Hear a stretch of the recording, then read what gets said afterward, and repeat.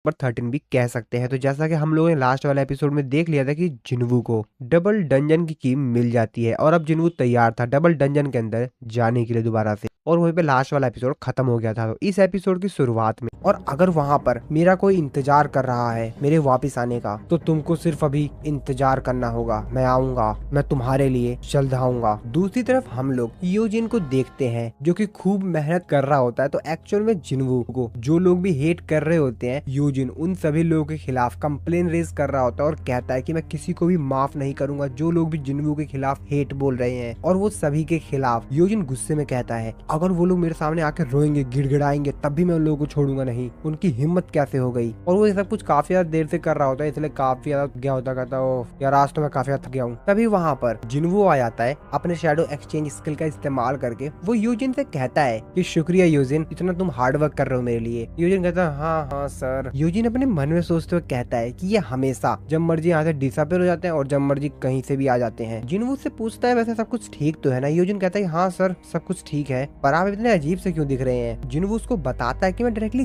Gate से आया हूँ और तुमने कहा था कि हमको थोड़े बहुत पैसों की जरूरत है गिल्ड को स्टार्ट करने के लिए, है ना, ये लो। यूजिन देख के काफी ज्यादा हैरान होता है। वो कहता है इतने सारे प्रीमियम इसेंशियल स्टोन, क्या आपने कोई हाई रैंक की गेट क्लियर किया है क्या सर? ये तो हमारे एम्प्लॉय के लिए काफी होगा। जिन्वू कहता है एम्प्लॉय? यूजिन उसे कहता है कि हाँ सर मैंने आपको बताया तो था ना, क्या आपको याद नहीं है, हम लोग को एक और मेंबर की जरूरत है। जिन्वू कहता है अच्छा हाँ तुमने कहा था कि लगभग हमको 3 लोगों की जरूरत है, एक गिल्ड मास्टर, एक वाइस गिल्ड मास्टर और एक एक्स्ट्रा मेंबर। जिन्वू कहता है ये बात तो है, चलो ठीक है, और कुछ इम्पोर्टेंट चीज जो कि तुम मेरे को बताना चाहोगे? यूजिन से कहते हैं हाँ सर एक और इम्पोर्टेंट चीज है, काफी ज्यादा अर्जेंट। जिन्वू कहता क्या है? यूजिन उसको बताता है कि हमारे गिल्ड का नाम, हमको अपने गिल्ड का कोई नाम रखना होगा। जिन्वू कहता ये भी इम्पोर्टेंट था क्या? मुझे लगा इम्पोर्टेंट नहीं होगा। यूजिन उसके ऊपर चिल्लाते हुए कहता नहीं सर ये तो हमारे लिए बहुत ज्यादा इम्पोर्टेंट है सर। उसके बाद यूजिन जिन्वू को बताता कि वैसे सर पहले मैंने सांग यो गिल्ड सोचा था, हम दोनों के जो लास्ट नेम है उसको हम लोग मिला लेंगे, लेकिन ये उतना जचा नहीं। वैसे हाँ यो सांग गिल्ड भी, ये भी काफी अच्छा है, लेकिन सर मैं आपका नाम अपने नाम से आगे कैसे रख सकता हूँ? इसके बाद यूजिन उसको काफी सारे और भी कॉम्बिनेशन बताता है। तभी जिन्वू से बोलता है कि वैसे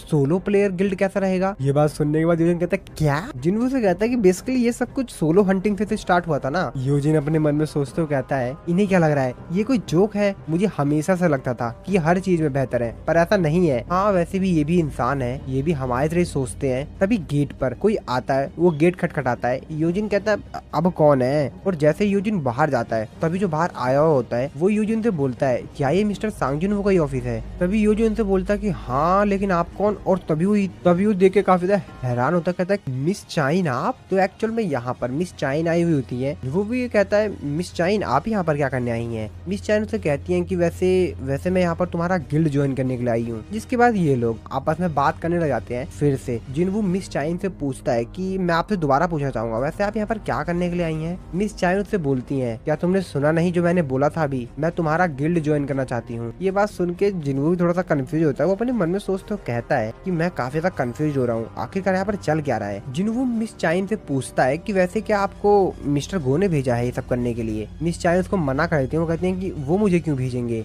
जिसके बाद जिन्वू से पूछता है कि क्या आपको मिस्टर चोई ने अपने हंटर गिल्ड से निकाल दिया है? मिस चाइन कहते हैं अरे नहीं। जिन्वू पूछता है कि फिर आप क्यों ज्वाइन करना चाहती हैं हमारे सोलो प्लेयर गिल्ड को? जिन्वू के गिल्ड का नाम सुनकर मिस चाइन कहते हैं क्या तुम्हारे गिल्ड का नाम सोलो प्लेयर गिल्ड है? जिन्वू कहता है कि हाँ क्यों, इस नाम में कोई प्रॉब्लम है क्या? वाइस गिल्ड मास्टर और मैंने, हम दोनों ने मिलकर इस नाम को सहमति दी है। यूजिन जिन्वू को चिल्लाते हुए कहता है कि क्या seriously sir solo player guild और मैंने इस नाम को कहाँ कर दिया? और वैसे भी मेरा ओपिनियन आपके लिए कोई मैटर भी करता है? अब ये बात सुनकर जिन्वू भी काफी ज्यादा हैरान होता हुआ कहता अब ये क्या बोल रहा है? जिन्वू से बोलता है कि तुमने कुछ नहीं बोला जब मैंने बोला कि सोलो प्लेयर गिल्ड, तो मुझे लगा कि तुमने हाँ कर दी है। जिन्वू अपने मन में सोच रहा होता है कि एक मिनट, मेरे को सबसे पहले इस सिचुएशन में शांत रहना होगा, क्योंकि मैं अपने सेंस स्टेट्स का इस्तेमाल करके पता लगा सकता हूँ यहाँ पर भाई बहुत ज्यादा कंफ्यूजन हो रही है, रुको मेरे को यहाँ पर शांत रहना होगा। वो मिस चाइन की तरफ देख रहा होता है। उनकी तरफ देखते हुए जिन्वू अपने मन में सोचते हुए कहता है कि इनकी जो हार्ट बीट है वो भी काफी ज्यादा तेजी से धड़क रही है और ये काफी काफी गहरी सांस ले रही हैं और ये पूरी कोशिश कर रही हैं कि ये शांत रहें, लेकिन मैं बेवकूफ नहीं हूँ, मैं अपने सेंस स्टैट्स का इस्तेमाल कर सकता हूँ और आखिरकार क्यों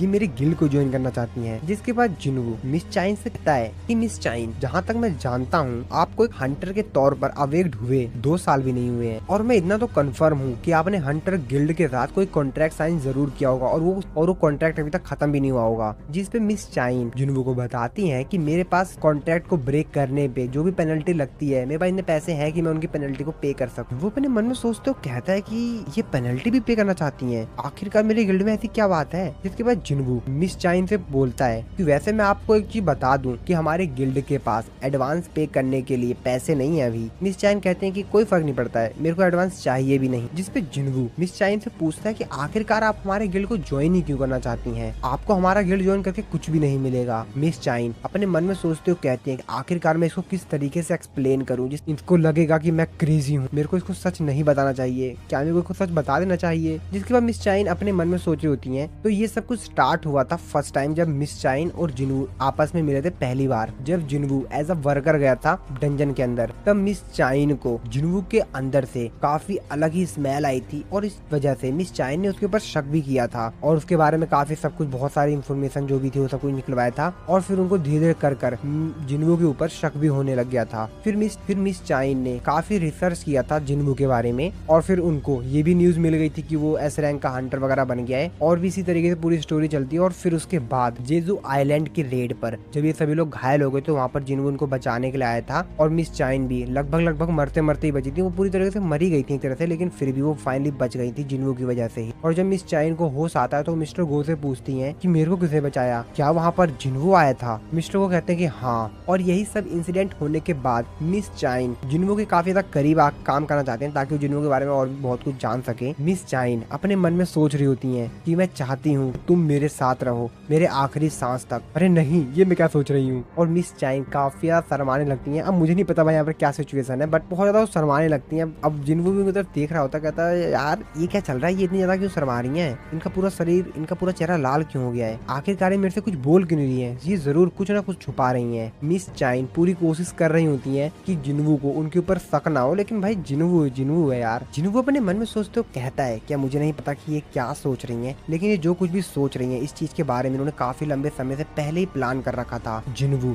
मिस चाइन से कहता है कि क्या आप मेरे क्वेश्चन का जवाब नहीं देना चाहती हैं। तभी मिस चाइन जिनवू से बोलती है कि मैं चाहती हूँ, मैं एक कंफर्टेबल लाइफ जीना चाहती हूँ, क्या है ये गलत है। जिनवू कहता है नहीं। तभी योजिन जिनवू के करीब आता है, उसके कान में फुसफुसाते कहता है अरे सर, लगता है हंटर गिल्ड वाले इनसे काफी ज्यादा काम करवाते हैं। ये बात सुनने के बाद जिनवू भी अपने मन में सोच रहा होता है कि वैसे हाँ यार, मिस चाइन अभी 22 या 23 साल की होंगी और ये इतनी जल्दी एक एस रैंक की हंटर बन गई तो इनके ऊपर काफी ज्यादा बर्डन आ गया होगा। और हाँ, अभी जल्दी में तो जेजू आइलैंड रेड में ये काफी ज्यादा इंजर्ड भी हो गई थी। मेरे को इनके बारे में बहुत ज्यादा बुरा लग रहा है। लेकिन उसके बाद जिनवू मिस चाइन से कहता है कि असल में हमारे गिल्ड को ज्वाइन करने के लिए आपको एक एंट्रेंस टेस्ट भी देना होगा। तभी मिस चाइन कहती है क्या, लेकिन रिक्रूटमेंट पोस्टिंग में तो ऐसा कुछ भी नहीं बताया गया था। तभी जिनवू योजिन की तरफ देखते हुए कहता है कि हमारी ये नई रेगुलेशन है तो मुझे लगता है कि हमारा जो वाइस गिल्ड मास्टर है उसने कोई मिस्टेक कर दी है। और वो योजिन की तरफ देखता है, वो योजिन से कहता है हमारे गेस्ट के लिए कुछ खाने पीने के लिए लाओ। योजिन कहता है हाँ हाँ बिल्कुल सर। जिसके बाद मिस चाइन जिनवू से बोलती है कि वैसे किस प्रकार का टेस्ट होगा। जिनवू अपने मन में सोचता है क्या ये इतनी जल्दी तैयार हो गई, सीरियसली, चलो कोई नहीं। जिसके बाद जिनवू उनको बताता है आपको मेरे एक समन बीस्ट को हराना होगा।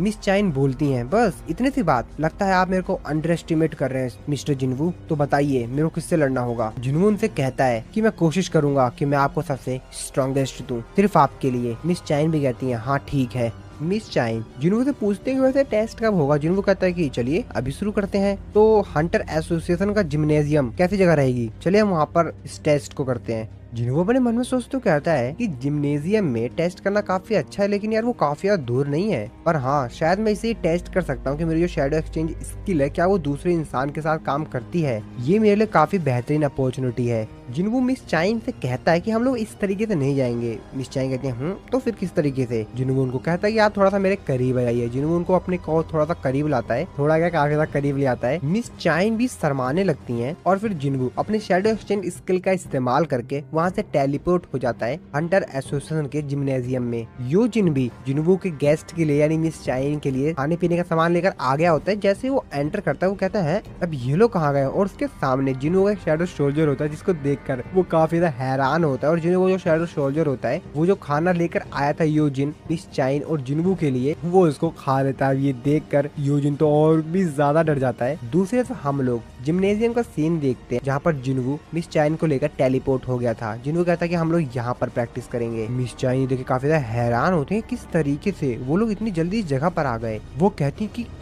कैसे। जिन्वू अपने मन में सोचते हो कहता है कि मैं जानता था शैडो एक्सचेंज स्किल एक गेट की तरह काम करता है। मैं इसका इस्तेमाल करके एक दूसरे इंसान को अपने साथ ट्रेवल करवा सकता हूँ। इसका मतलब ये है कि मैं अपने साथ किसी और को भी एक जगह से दूसरी जगह टेलीपोर्ट करवा सकता हूँ।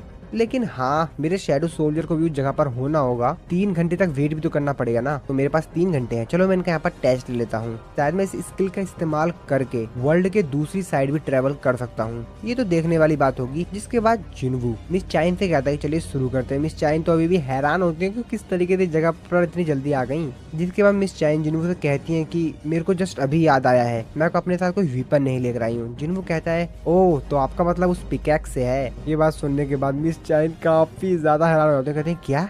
अरे नहीं नहीं नहीं नहीं, वो मेरा वीपन नहीं है। जिन्वू कहता है अरे मैं सिर्फ मजाक कर रहा था, सीरियस मत होइए। मिस चाइन कहते हैं हाँ चलो फिर ठीक है, कोई नहीं। सामने एक स्टोरेज रूम है, वहाँ से मैं वीपन को बोरो कर लेती हूँ। स्टोर रूम के अंदर जाकर वहाँ पे एक वीपन को सिलेक्ट करती हैं। वहाँ पर वैसे काफी सारे वीपन होते हैं जी, मैं वो हंटर्स के लिए, तो यहाँ पर काफी सारे वीपन अवेलेबल होते हैं उनके लिए, और इसीलिए मिस चाइन उनमें से एक स्वॉर्ड पिकअप कर लेती है। मिस चाइन जिन्वू से कहती है कि मैं तैयार हूँ। जिन्वू उनसे कहता है कि ये वीपन क्या आप इसके साथ सही रहेंगी, और मेरे को नहीं लगता कि आपको स्वॉर्ड इस्तेमाल करने का टाइम भी मिलेगा। मिस चाइन कहती है कि इससे कुछ भी फर्क नहीं पड़ता कि मैं कौन सा वीपन इस्तेमाल करती हूँ, और आखिरकार मैजिक बीस्ट को कोई भी फर्क नहीं पड़ता कि आप फुल्ली प्रिपेयर्ड है बैटल के लिए या नहीं, वो तो आपके ऊपर अटैक ही कर देंगे। जिन्हों अपने मन में सोचते हो कहता है कि बिल्कुल सही, इनकी इच्छा शक्ति ने ये प्रूफ कर दिया है कि इनमें काबिलियत तो है, लेकिन फिर भी मैं अपने किसी ऑर्डिनरी सोल्जर को ही समन करूंगा। तो चलो ठीक है, मैं इग्रीस को समन करता हूँ। इसके बाद जिन्वू इग्रीस को समन करता है। जिन्वू मिस चाइन से कहता है कि ये मेरा सबसे बेस्ट स्वॉर्ड मैन है मेरी शैडो सोल्जर आर्मी में। मिस चाइन जिन्वू से कहते हैं कि वैसे हम लोग विनर को किस तरीके से डिसाइड करेंगे, जिस पर जिन्वू उनको कहता है कि फाइट तब तक चलती रहेगी और फाइट तब तक खत्म नहीं होगी जब तक कि आप मेरे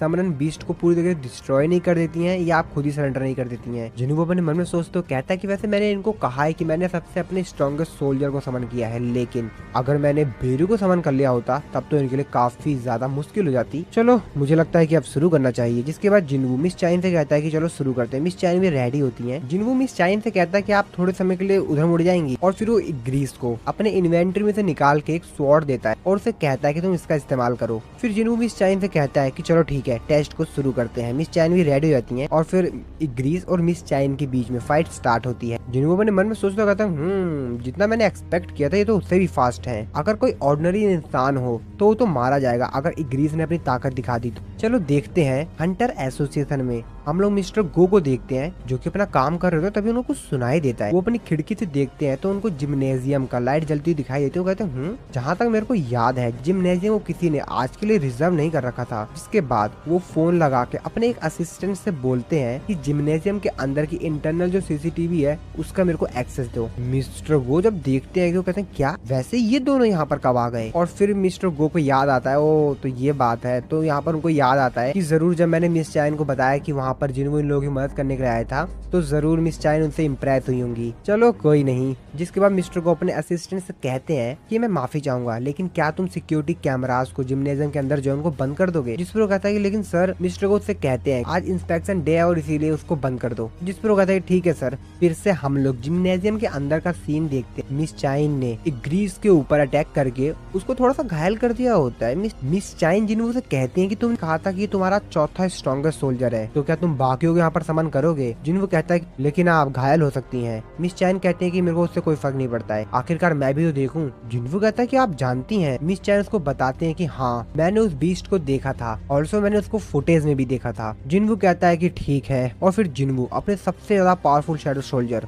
बेरू को समन करता है। उसको देखकर मिस चाइन की पसीने छूट जाते हैं। वो भी थोड़ा बहुत डर तो रही थी, क्योंकि भाई जब बेरू आता है ना सामने तो उसकी जो माना इमिट हो रही होती है उसके शरीर में से, उसको देख कर ही सामने वाला समझ जाता है कि भाई ये कितना ज्यादा ताकतवर है। जिसके बाद जिन्वू मिस चाइन से कहता है कि वैसे मैं आपसे एक और बार पूछ लेता हूँ, क्या आप इससे लड़ेंगी, जो कि बेरू को समन कर लेता है। जिन्वू अपने मन में सोच रहा होता है कि वैसे जब मैं किसी चीज को शैडो सोल्जर में कन्वर्ट कर देता हूँ तो जब वो चीज जिंदा थी यानी अलाइव थी उसकी तुलना में वो थोड़ा सा कमजोर हो जाता है। लेकिन इसके बावजूद भी बेरू को तो बनाया इस पर्पस से था कि वो हंटर्स को खत्म करे, और इसी वजह से ये एक वीपन की तरह पैदा हुआ जिसका काम ही है हंटर्स को मारना। तो ये उतना ज्यादा कमजोर भी नहीं है, और अगर ये अपनी ताकत लगाकर मिस चाइन के खिलाफ जाता है तो मिस चाइन के जीतने के चांस बहुत ही ज्यादा। जिन्वू क्या कुछ बोल पाता तभी बेरू बीच में बोलता है और वो बोलता है कि मेरे आका, मेरे को इस इंसान के साथ क्या करना है। जिन्वू उसको कहता है कि तुमको इसको हराना है, लेकिन एक बात का याद रखना कि उनको किसी भी प्रकार से चोट नहीं लगनी चाहिए। बेरू जिन्वू से कहता है कि जैसे आपकी इच्छा मेरे आका। बेरू काफी ज्यादा तेजी से चिल्लाता है, और वो इतनी ज्यादा तेजी से चिल्लाता है कि उसकी आवाज से ही जिम्नेजियम के अंदर जितनी भी लाइट्स लगी होती हैं पूरी पूरी क्रैक हो जाती हैं, और आसपास और भी काफी चीजें टूट जाती हैं, जिसको देखकर मिस चाइन काफी ज्यादा हैरान होती हैं। मिस चाइन अपने मन में सोच रही होती है, ओह तो ये वही है जिसके खिलाफ जिन्वू लड़ा था, ये तो बहुत ज्यादा ताकतवर है, कि उससे दूर रहना, और अगर तुमने उनको नुकसान पहुंचाने की कोशिश करी तो ये तुम्हारे लिए बिल्कुल भी अच्छा नहीं होगा। बेरू कहता है कि जैसी आपकी इच्छा मेरे आका। मिस चाइन अपने मन में सोच रही होती है कि अब मेरी बारी है, मेरे को अपनी आंखें खुली रखनी चाहिए, और ऐसा वो सोच रही होती है उससे पहले बेरू काफी ज्यादा तेजी से मिस चाइन के पीछे आता है। मिस चाइन अपनी स्वॉर्ड लेती हैं और उसके ऊपर अटैक करती हैं, लेकिन बेरू उनके अटैक को रोक लेता है, जिसको देखकर मिस चाइन काफी ज्यादा हैरान होती है। बेरू कहता है, बेरू अपने मन में सोच रहा होता है कि मेरे आका ने यानी कि मेरे किंग ने मेरे को एक कमांड दिया था कि तुम्हें इसको हराना है बिना इसको नुकसान पहुंचाए। तो असल में मेरे को इसको ये दिखाना है कि आखिरकार मैं कितना ज्यादा ताकतवर हूँ, और इसको हराना भी है बिना इसको नुकसान पहुंचाए। ये तो बहुत ही सिंपल टास्क है ना।